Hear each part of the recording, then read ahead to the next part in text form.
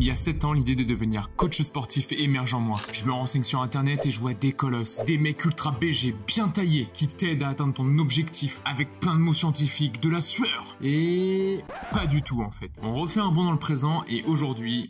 je suis éducateur sportif. Bah ouais, parce qu'aujourd'hui, on peut être éducateur sportif sans avoir besoin d'avoir tout l'arsenal. En vrai, ne t'étonne pas si tu tombes sur un coach sportif qui est en claquette, qui n'a pas de petit fic à pas l'air net.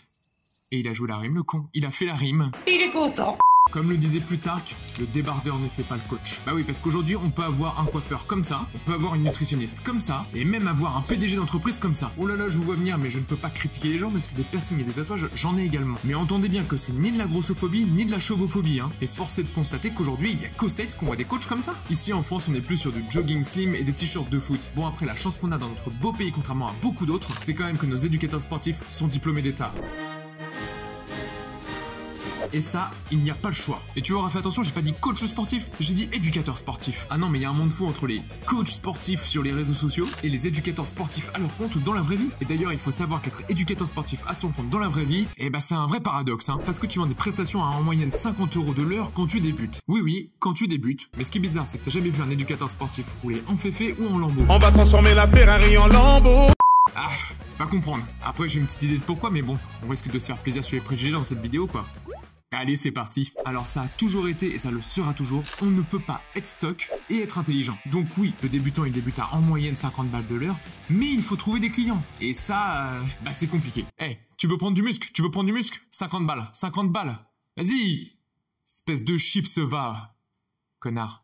Alors pour moi, les gens qui font appel à des coachs sportifs sont fous. Parce que si t'as toujours pas compris, de une, il va falloir que tu débourses à fond, et de deux, c'est pour que le mec il t'arrache la gueule quoi. Après d'un autre côté, je peux pas leur jeter la pierre, c'est pas donné à tout le monde d'avoir les connaissances qu'il faut pour être éducateur sportif. Et c'est précisément là que je me rends compte que c'est une putain d'entourloupe de devenir éducateur sportif. En un, parce qu'il va falloir que tu connaisses un bon nombre de pathologies pour pouvoir adapter les exercices alors que tu n'es pas médecin. D'un autre côté, il va falloir que tu crées et que tu adaptes des exercices pour des gens qui sont en rééducation alors que tu n'es pas kinésithérapeute. En 3, il y a une étude de l'IFOP qui a montré que 69% des Français qui pratiquent du sport, ils affirment ressentir des effets positifs sur l'aspect psychologique. Du coup, ça veut dire qu'ils te racontent leur vie alors que t'es pas psychologue. En 4, on te demande parfois aussi d'avoir un suivi sur quelques semaines, voire quelques mois dans l'optique de réussir une compétition et t'es toujours pas préparateur physique. En fait, plus ça va, plus j'y pense, plus j'y réfléchis et plus je me dis qu'on connaît énormément de choses sur le sujet en fait. Est-ce que quelque part l'éducateur sportif n'illustrerait-il...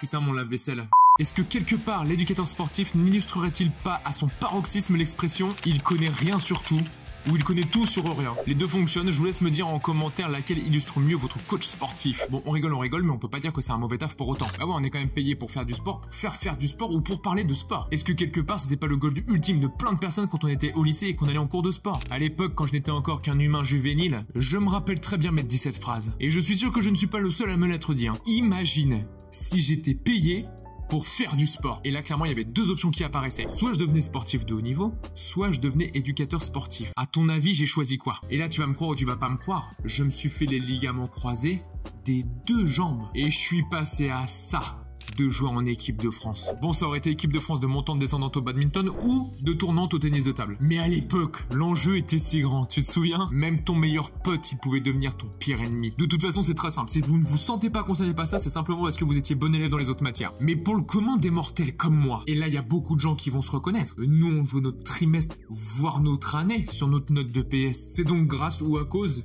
de mes notes en OPS que je suis devenu coach éducateur sportif. N'empêche qu'aujourd'hui, j'ai un métier où je fais de la muscu tous les jours, voire plusieurs fois par jour. Je soulève des haltères, je mange des haltères, je dors avec des haltères, je conduis avec une haltère. Bon, pas non plus, et je m'entraîne pas 7 jours sur 7 non plus. Et puis à vrai dire, il n'y a pas que lever de la fonte, hein. C'est vraiment une idée reçue de ouf de croire qu'un éducateur sportif a un physique d'athlète. Déjà, s'il fait de la force, ou du bodybuilding, s'il est danseur, ou qu'il fait des marathons, j'en sais rien. Mais il y a tellement de choses qui fait qu'on a tous un physique différent en tant qu'éducateur sportif. Dis-toi que tant qu'il est diplômé, c'est le principal. Et méfie-toi quand même parce que des fois, il est diplômé, il a un physique de ouf, mais malheureusement dans sa promo au centre de formation, c'était pas le lampadaire qui éclairait le mieux le trottoir. Et il y a autre chose aussi. Mensana incorpore sano. Ça veut dire, regarde dans les commentaires, tout le monde sait ce que ça veut dire. Eh bien, arrête de croire que le corps de ton coach, c'est un lieu sacré. Parce que ça reste un être humain. Et le point faible du coach, c'est les barbecues l'été, les tarticlettes l'hiver, en soirée, le nectar des dieux, évidemment, et puis tout le reste qu'on s'enfile aussi, hein.